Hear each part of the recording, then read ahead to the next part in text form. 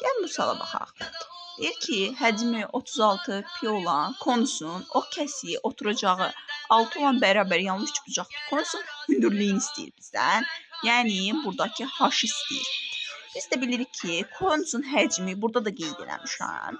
Yəni s oturacaq vur h bölək 3-dür. Yəni s oturacaqdakı pi r kvadratıdır dairə olduğundan. Vur h bölək 3-dür. Yəni bu konusun həcmidir. Həcmi özü verir ki 36 pidir. Yəni 36 pi qeyd eləyir.